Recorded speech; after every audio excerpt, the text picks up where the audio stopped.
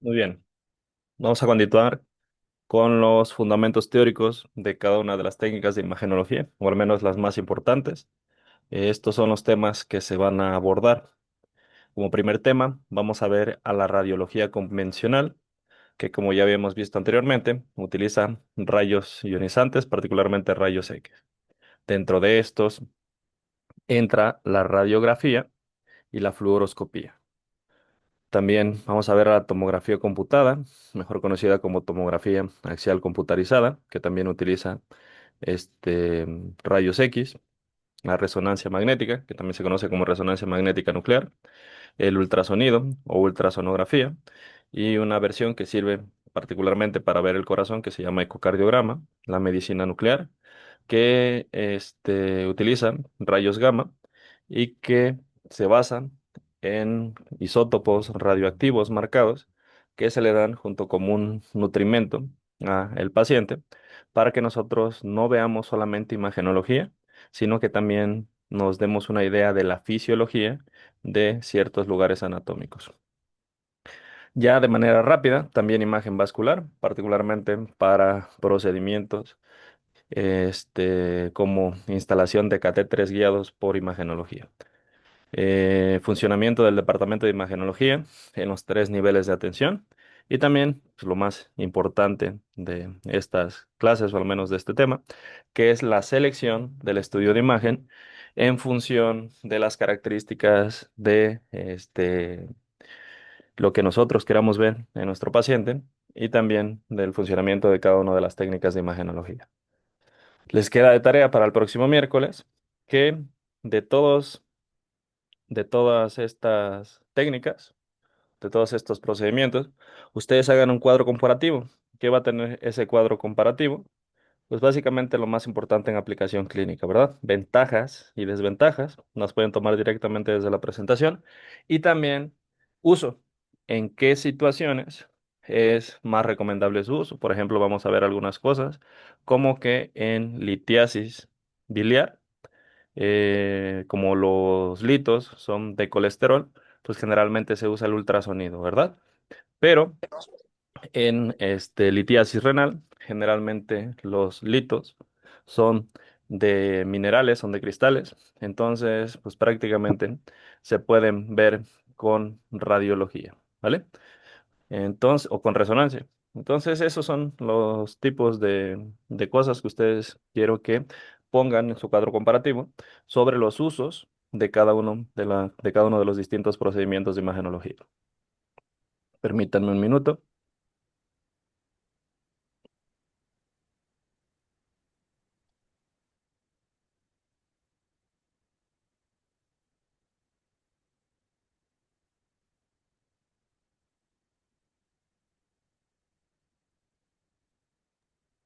Muy bien, vamos a continuar. Eh, Nos dice la doctora Liliana, básicamente en muchos lugares, particularmente en otros países donde se toma más en serio la seguridad, parte importante de la formación del radiólogo son los libros de física, particularmente los libros de física radiológica, porque el médico radiólogo tiene que estar perfectamente informado sobre los mecanismos de acción de los aparatos de imagenología y también las repercusiones que eso puede tener en la salud de su paciente. Aquí en México, particularmente en la especialidad, sí se les da una embarradita de física, pero generalmente se enfocan más o nos enfocamos más a la radiología clínica. Muy bien, esta imagen es imagen de examen, básicamente es un cuadro sinóptico donde nosotros vamos a ver las características de los principales procedimientos en imagenología. Entonces, vamos a separar estos procedimientos de acuerdo a la energía o radiación que utilizan. Ustedes recuerden, ya las clases en línea van a quedar grabadas y vamos a ver todos los temas, pero vamos a vernos presencialmente al menos 1 o 2 horas a la semana para recapitular los aspectos más importantes y sobre todo también que yo les pregunte y vea si me están entendiendo, si me están poniendo atención, si les interesa o si pues es lo contrario, ¿verdad? Entonces, de acuerdo a la radiación requerida para producir la imagen, Vamos a separar los procedimientos en tres: los que utilizan radiación ionizante, los que utilizan radiación no ionizante y los que utilizan ondas sonoras. Los que utilizan radiación ionizante, como habíamos visto anteriormente, son los rayos X y los rayos gamma. Dentro de las técnicas o procedimientos que utilizan rayos X tenemos a la radiografía, que es por mucho la más utilizada, la mastografía, que es un tipo de radiografía, la tomografía axial computarizada y la fluoroscopía. La fluoroscopía también utiliza rayos X, solamente que esto es generalmente en tiempo real cuando nosotros queremos realizar un procedimiento como la instalación de un catéter y nos vamos guiando justamente por la imagenología. Las técnicas o procedimientos que utilizan rayos gamma van a ser la gammagrafía y el PET. Ambos se caracterizan porque se le administra, ya sea vía oral o vía intravenosa, un isótopo radioactivo a el paciente.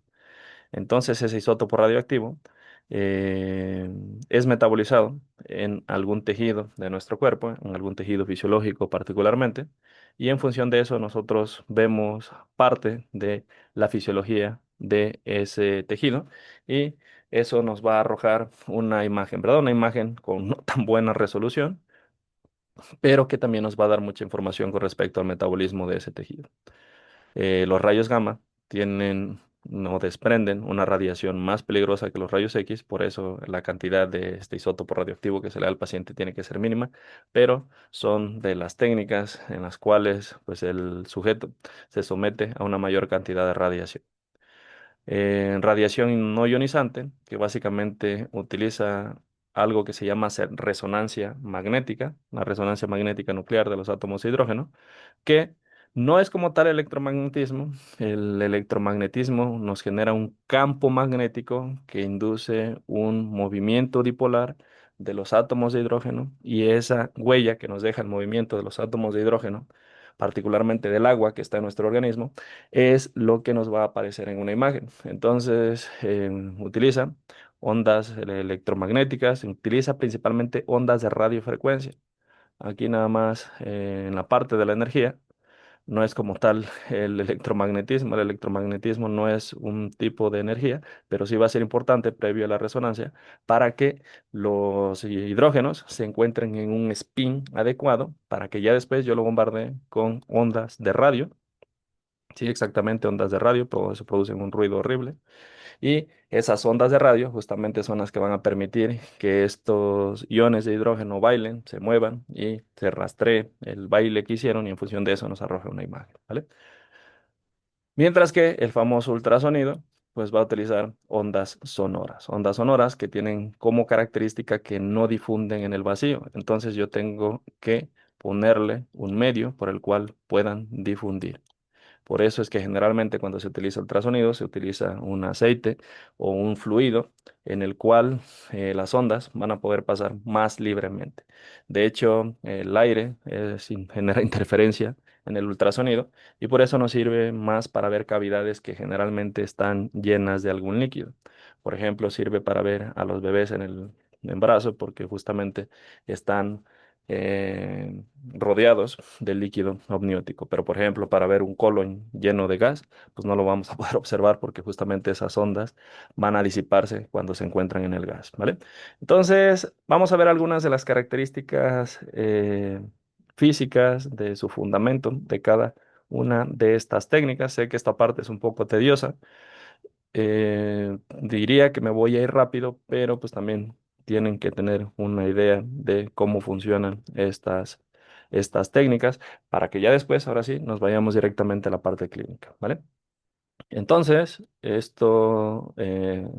son las imágenes que se observan en cada uno de los procedimientos y básicamente lo que vemos es un corazón, ¿verdad?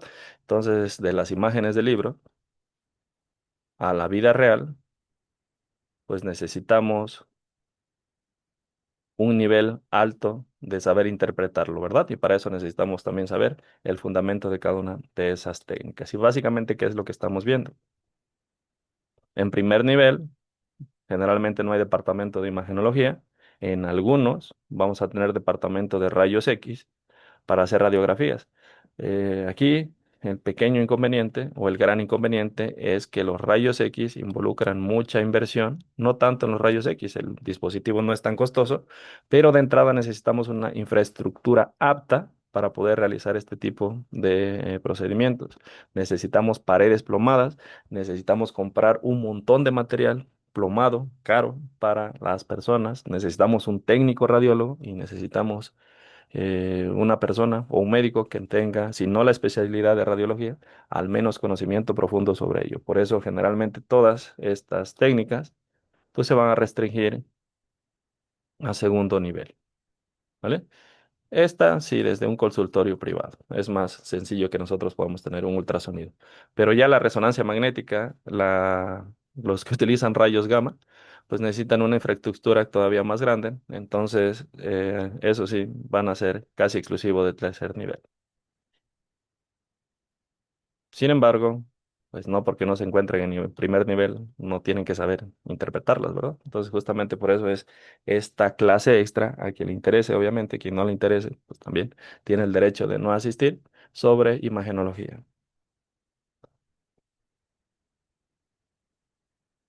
Muy bien, bases físicas, muy básicas. Es algo que ya conocemos, sin embargo, pues también es importante no darlo por sentado. Nosotros tenemos a el átomo como la unidad básica de la materia.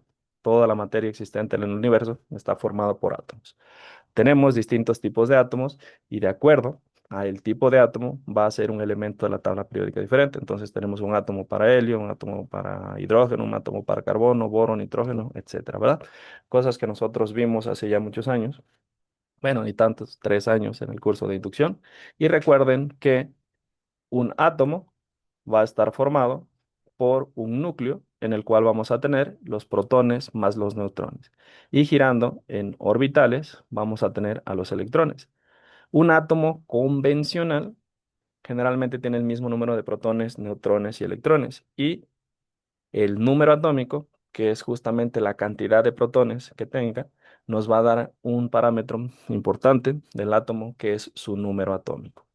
Entonces, entre más nos desplacemos, a ver, déjenme hacer un dibujito,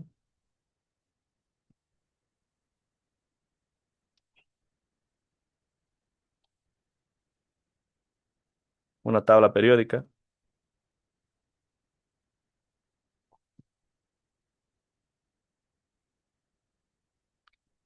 Entre más nos alejemos hacia la derecha y hacia abajo, mayor va a ser el número atómico, ¿verdad? La cantidad de protones y de neutrones que tenga un elemento. Por ejemplo, el hidrógeno que tenemos aquí solamente tiene un protón, no tiene neutrones y tiene un electrón en su estado convencional. El plutonio que está por aquí, el uranio que está por aquí,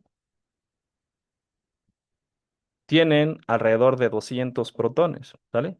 200 protones y 200 neutrones. Entonces son elementos gigantes. Entonces, por su misma naturaleza compleja en cuanto a la cantidad de protones que tienen en el núcleo, pues son elementos inestables, ¿vale?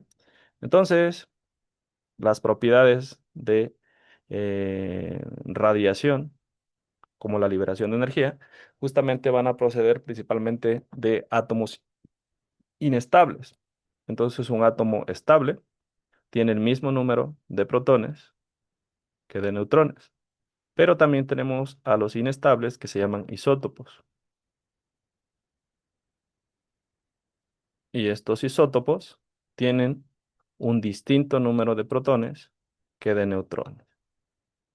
Y si yo tengo un núcleo de un átomo que tiene 80 protones y tiene 60 neutrones, entonces va a haber repulsión entre los protones.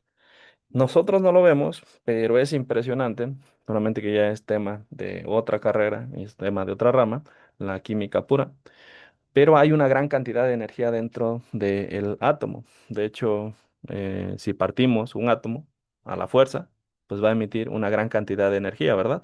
La famosa bomba atómica que se hizo con toda la energía de partir el átomo a la fuerza. Entonces, estos átomos, particularmente los isótopos, los inestables, van a emitir radiación. ¿vale? Hay diferentes tipos de radiación, como nosotros ya lo vimos. El caso de átomos inestables, por átomos de hidrógeno inestables, es el Sol. El Sol tiene una gran cantidad de átomos de hidrógeno inestables que constantemente se están convirtiendo en helio. Entonces, sí, literalmente el Sol se está apagando. Obviamente va a tardar muchísimo más tiempo del que nosotros vamos a poder ver, pero esa conversión de átomos de hidrógeno a helio envía una gran cantidad de radiación. Tenemos una fabulosa atmósfera que no tienen otros planetas que de los rayos más poderosos, como los rayos gamma, nos protege.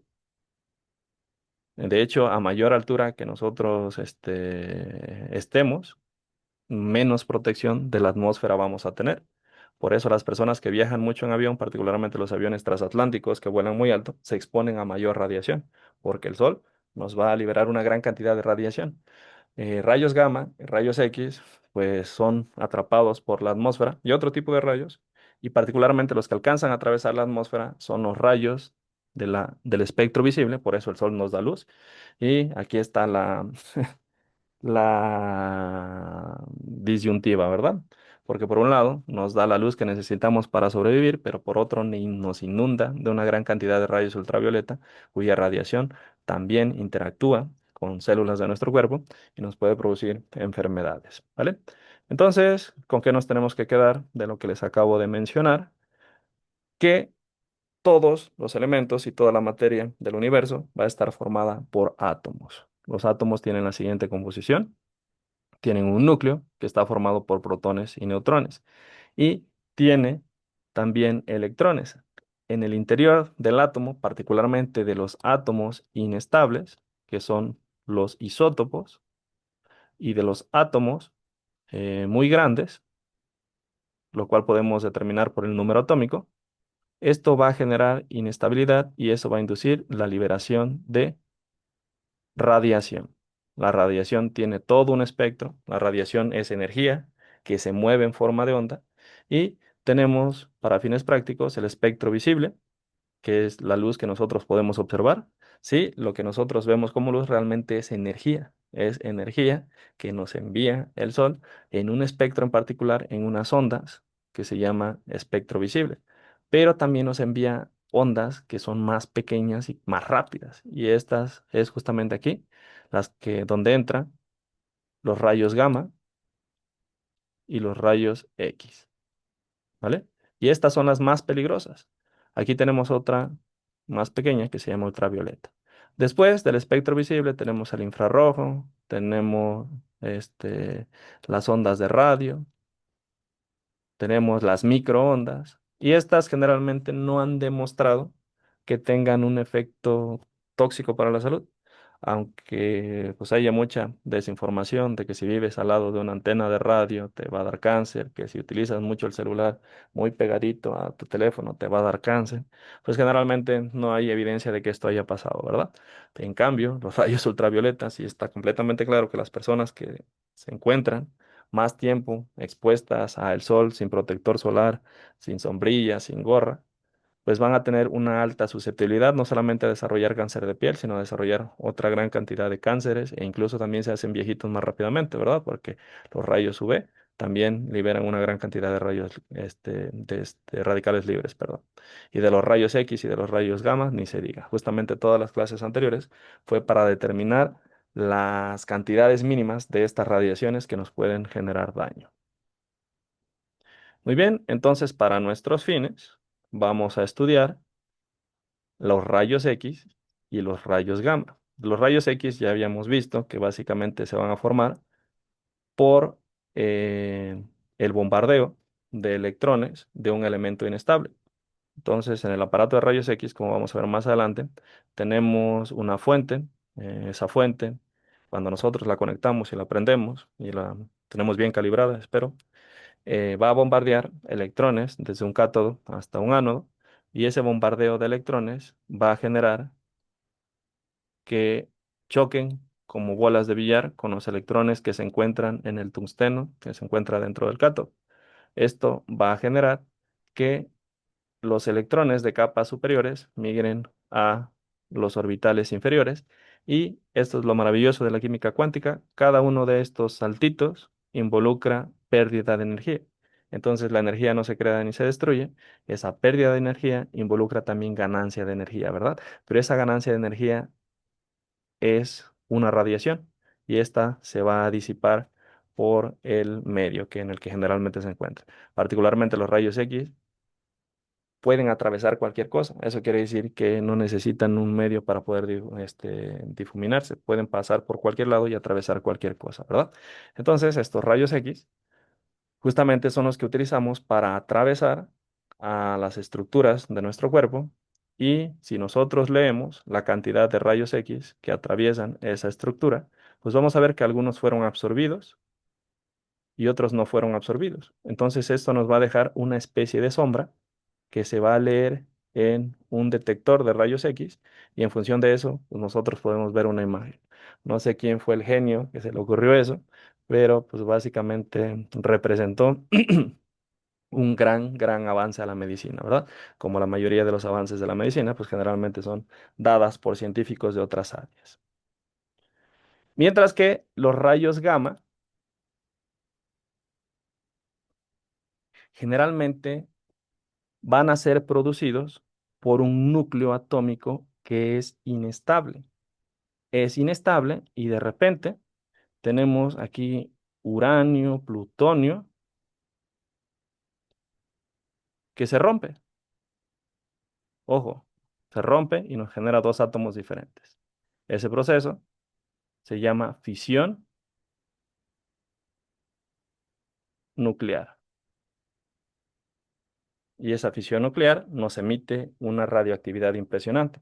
Bien controlada, bien aislada, pues nos va a generar rayos gamma, ¿verdad? Rayos gamma tienen una longitud de onda todavía menor que los rayos X y estos también van a tener la capacidad de darnos una señal o darnos o dejarnos una huella que puede ser leída por otro dispositivo. Y así nos arroja una imagen con una mayor cantidad de resolución todavía. La resonancia magnética es un poquito más compleja de explicar. De hecho, aún mencionando lo que nos dicen, se saltan muchos aspectos importantes, bueno, de lo que nos mencionaban aquí en el video, pero la premisa básica es que todo nuestro cuerpo tiene agua. No es todo, básicamente la mayor parte de nuestro cuerpo. Hay lugares que tienen menos agua, por ejemplo el hueso, y por eso es que en una resonancia no podemos ver directamente el interior del hueso y quizás un poquito de la médula ósea en los huesos largos, pero generalmente no podemos ver el hueso, ¿verdad? Entonces la resonancia magnética nuclear está diseñada para poder observar estructuras que van a tener agua, porque recuerden que la fórmula del agua es H2O. Por lo tanto, van a tener átomos del elemento hidrógeno. Y este elemento hidrógeno, cuando su electrón se encuentra solito, porque recuerden que el hidrógeno tiene solamente un electrón, va a tener algo que se llama spin, que es una dirección. Esa dirección puede ser hacia arriba o hacia abajo, ¿vale? Entonces, cuando nosotros sometemos esos elementos de hidrógeno a un imán gigantesco, y les digo gigantesco porque hay fuentes de resonadores de hasta 8 teslas, que son más de 150.000 campos magnéticos, como el de la Tierra. La Tierra tiene un campo magnético, el imán tiene magnetismo. El resonador es un imán gigante con mucha potencia que va a hacer que estos átomos de hidrógeno tengan el mismo spin, generalmente un spin vertical. Entonces, ¿eso de qué nos va a servir? Pues básicamente es como si el imán hipnotizara a los elementos de hidrógeno del agua, porque los ordena todos justamente para un spin positivo. Y cuando yo le envío, ya que tienen su spin positivo, ondas de radiofrecuencia, yo los voy a hacer bailar y bailan los átomos de hidrógeno como un trompo y ese proceso o ese movimiento se llama precesión. Les recomiendo que vean los videos de YouTube de la doctora Liliana. Ella sabe más que yo del tema, solamente que lo da mucho más complejo. Mi intención es hacérselo más sencillo, más digerible y atacar solamente los puntos importantes. Pero en el video, la doctora Liliana se ve que le dedicó una cantidad de tiempo impresionante a dar clases gratuitas. Entonces, eso es muy valorable para mí. Y les ofrece una gran cantidad de videos dentro de sus diapositivas. Ustedes ya han intentado trasladar un video a una diapositiva y saben que es bastante engorroso, pues ella tiene sus presentaciones llenas de videos para poder ejemplificar justamente lo que quiere ejemplificar. Entonces, pues valoren eso, aprendan sobre todo mucho sobre eso. Ya en estos tiempos, pues básicamente los maestros queremos cobrar casi casi por enseñar cualquier cosa. Y todavía hay gente que cree en que el conocimiento tiene que ser universal y que el conocimiento pues tiene que no tener un sesgo de capacidad adquisitiva y que tiene que estar dirigido a todas las personas, ¿verdad? Entonces yo también soy de esa idea y aprovechen ese tipo de clases, sobre todo de un conocimiento tan especializado, ¿vale? Entonces ella en sus presentaciones pone videitos de básicamente todo, los cuales de los PDF que yo estoy tomando de sus clases, pues no se pueden ver, ¿vale? Muy bien. Entonces, espero les haya quedado claro. Si no, ya el miércoles vamos a hacer ahí algunos dibujitos para poder ver las cuestiones más importantes. Muy bien. Ya que vimos algunas generalidades de las generalidades de los fundamentos de los procedimientos de imagenología, vamos a iniciar con el primero, que es la radiología convencional, que como ya vimos, utiliza rayos X. Y los rayos X, junto con los rayos gamma, son un tipo de radiación ionizante.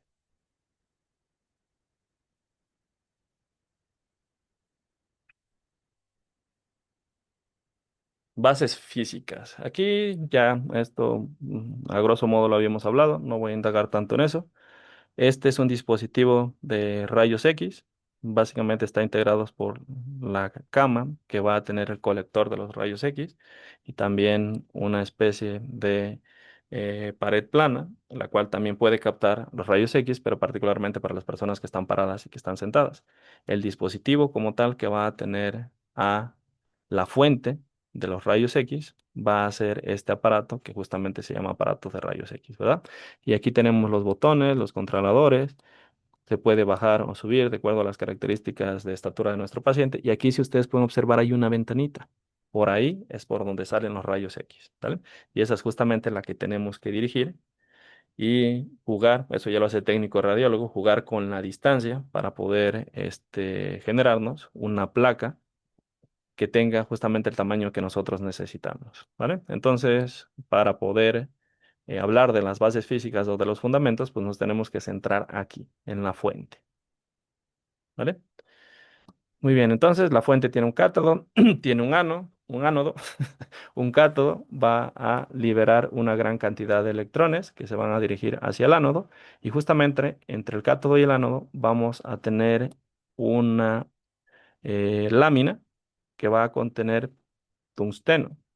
El tungsteno es un elemento que tiene la particularidad que no se calienta y eso va a ser bien importante porque si no podría hasta explotar nuestros rayos X, pero hay que tener cuidado de que esto esté bien calibrado, ¿verdad? Porque si se oxida el tungsteno ya no solamente tenemos tungsteno y esto es por lo cual es importante que los hospitales tengan recursos para poder calibrar sus instrumentos, porque quizás yo estoy diciendo que emito una radiación o que se absorbe una radiación de 0,1 Siemens, Sieverts, perdón, pero si no está bien calibrado, pues probablemente esa radiación sea 10 veces más y eso implique riesgo para nuestros pacientes. Muy bien, entonces se bombardean con electrones el tungsteno, ya vimos el procedimiento, el bombeo de los electrones hace que choque con los electrones de los átomos de tungsteno y los electrones salen desplazados, todos los electrones se van nuevamente bueno, se van hacia el ánodo, que tiene carga positiva, y ya después los regresamos otra vez al cátodo, ¿vale? Pero en el proceso, estos átomos que fueron bombardeados con electrones emiten rayos X, ¿verdad? Los rayos X se emiten básicamente en todas direcciones, por eso tenemos que regular su emisión básicamente por una ventana. Y esta es la ventanita que tiene la fuente o el emisor de los rayos X. ¿Hasta aquí alguna duda?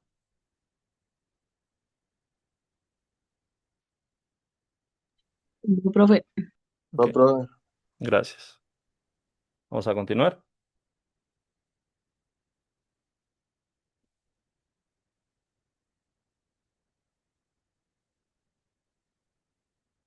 Muy bien.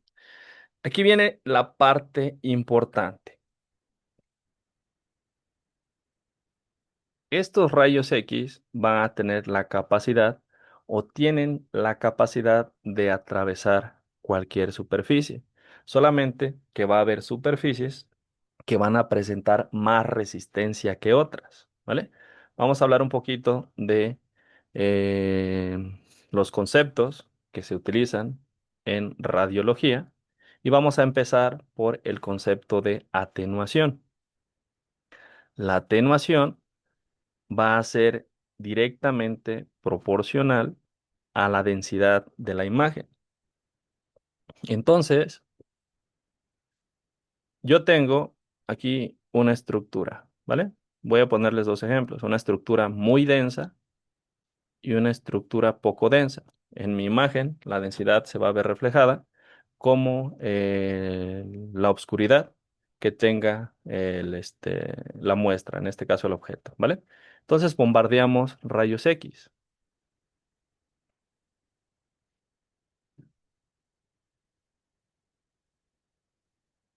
Si la muestra es muy densa, entonces digamos que debilitan los rayos X porque los va a absorber.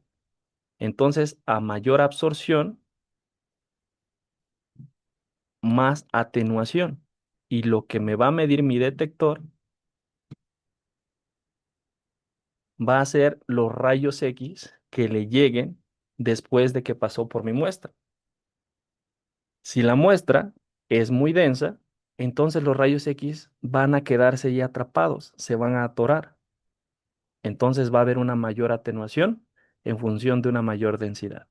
Y los rayos X pintan de negro a la placa receptora.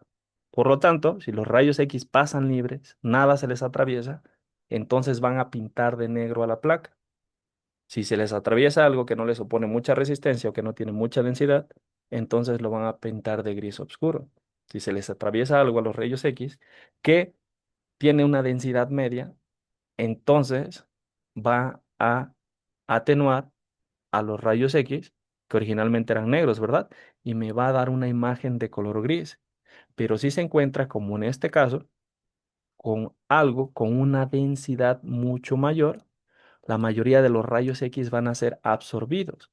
Entonces, lo que va a llegar aquí a la placa va a ser algo muy tenue y por lo tanto nos los va a pintar de blanco. Ese es el fundamento de los rayos X, solamente que hay que hablar el idioma de los radiólogos. El proceso por el cual se atenúan los rayos X se le llama atenuación, ¿verdad? Entonces la atenuación va a ser un concepto que venga directamente de la placa receptora, de la placa receptora de rayos X. Cuando los rayos llegan tenues, tenues quiere decir débiles, significa que fueron absorbidos por una muestra que tenía una alta densidad. Y eso lo vamos a observar de color blanco, ¿vale? Por el contrario, si es una sustancia de baja densidad, la atenuación de los rayos X va a ser poca. Los rayos X no van a llegar tenues, ¿verdad? Van a llegar fuertes. A menor atenuación, más fuerza, por así decirlo, de los rayos X, y entonces me van a pintar más de negro el detector, ¿vale? Entonces, la atenuación va a estar en función de la densidad de imagen, ¿vale? De la densidad de la imagen. Y aquí algo muy importante es el proceso de absorción, porque hay muestras, hay compuestos o componentes de nuestro cuerpo y de la atmósfera que pueden tener mayor o menor capacidad de absorber a los rayos X. Y aquí viene la parte que pues básicamente es lógica y es sencilla porque esto tiene que ver directamente con la cantidad de protones que haya en el núcleo, ¿vale? Si yo tengo una muestra, la cual contiene protones que tienen perdón, átomos que tienen un montón de protones y de neutrones, obviamente eso va a ser más denso y va a absorber más a los rayos X. Porque acuérdense que los rayos X se formaron por choque de electrones. Entonces estos tienden a hacer a chocar electrones también y son absorbidos por los elementos más grandes. ¿Y cómo sabemos cuáles son elementos más grandes? Los que tienen mayor número atómico. En nuestro cuerpo, cuando tengan tiempo, vean una tabla periódica para que entiendan el fundamento físico de lo que me refiero. En nuestro cuerpo, el mineral más abundante es el calcio. Este mineral tiene un peso molecular relativamente elevado a comparación de otros minerales que se encuentran en nuestro cuerpo y por eso va a absorber más rayos X. Si absorbe más rayos X, entonces es más denso. Si absorbe más rayos X, hay menor atenuación y en esta placa, pues vamos a observar que va a ser más blanco, ¿vale? Ahora, no es común en nuestro cuerpo, pero si nos comiéramos un pedazo de metal y este metal contuviera hierro, el hierro tiene un peso molecular mayor que el del calcio. Y ustedes lo pueden ver en la tabla periódica, tiene más protones y más electrones, por lo tanto, va a absorber más rayos X y la atenuación va a ser mayor. Por lo tanto, la cantidad de rayos X que llegan a la placa va a ser mínima y por eso nos va a dar un color mucho más blanco, ¿vale?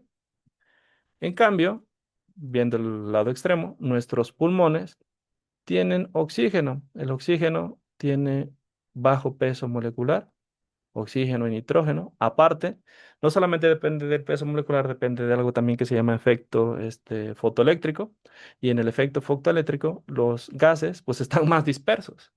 Y si están más dispersos, pues no van a absorber los rayos X. Los rayos X que nosotros enviemos a nuestra muestra de pulmón, que tiene oxígeno, que tiene nitrógeno, pues no se va a absorber o se va a absorber en lo mínimo. Por lo tanto, todos los rayos X salen como Juan por su casa y nos van a manchar de lo que manchan los rayos X la placa, que es del color negro.